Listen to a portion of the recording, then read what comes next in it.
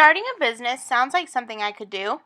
It seems like a lot of work and preparation, but if you love something so much, why not try? This is about all I knew about starting a business before I decided to look into it a little further. I know it requires a lot of work and probably a lot of money, but I'm not exactly sure where to start. I had so many questions about this, but once I began to research how to start my own business, those answers quickly got answered. So, what in the world would you do if you had the world at your fingertips? Do you have something in mind that you love doing so much that you want to do it all day, every day? Because that's pretty much the big idea when starting a business. You have to love it and believe in it and want it more than anything. So first, decide what you're going to do with your business. Are you going to sell merchandise? Are you going to sell food or drink items? What is this business you're going to grow and make successful? This is the idea you keep in mind while moving through your checklist of things to do when starting a business. You are doing it all for that one purpose. For starters, you're going to need to have a good reason for starting this business. Anyone you contact about starting this or funding this is going to ask why you're starting this business to begin with. So your why statement needs to be persuading and believable. Determine why this journey is important to you and what you plan to get back from starting a business. Next is research your idea. Determine what the market is like for your item and in your area of business. Does your product even have value in the marketplace? I interviewed Sharon Bostick, the owner and manager of Jitterbug Pest Control, and she had a few comments about marketing for a business. She said, "Today's marketing is very dependent on social media type advertising.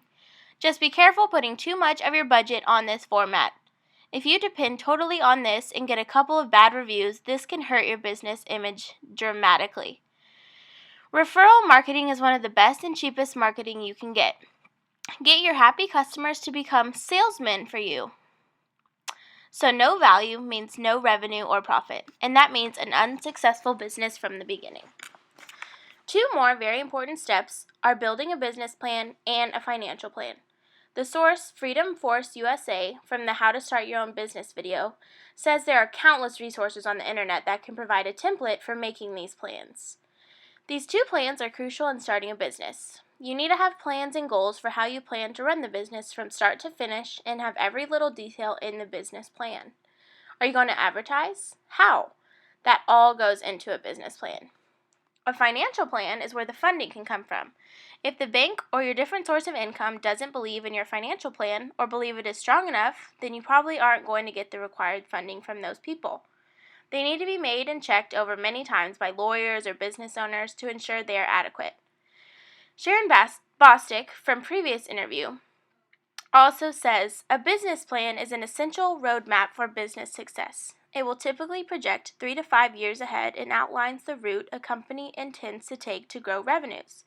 But it is also what you show financial institutions if you are seeking funding.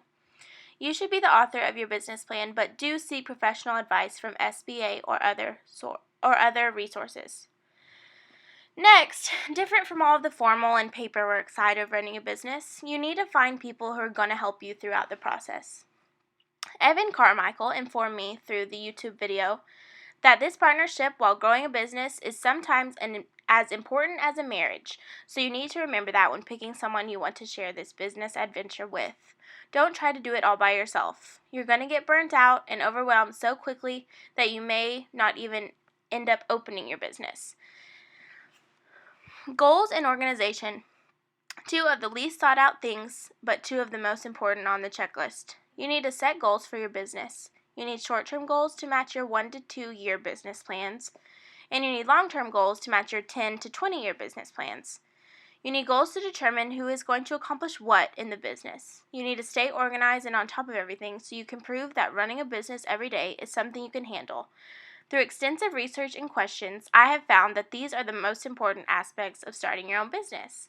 There are so many videos and articles about why things like this are never successful, but if you follow a plan and have a meaning behind your dreams and decisions, don't let anyone ever tell you that you can't do it.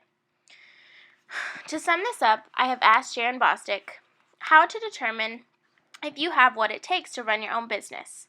She answered, "You are capable of starting a business if you have an undying desire to do more or to create your own destiny. A self-employed person does not stop at 5 p.m. and doesn't take weekends off. Your brain and work ethics never take a break.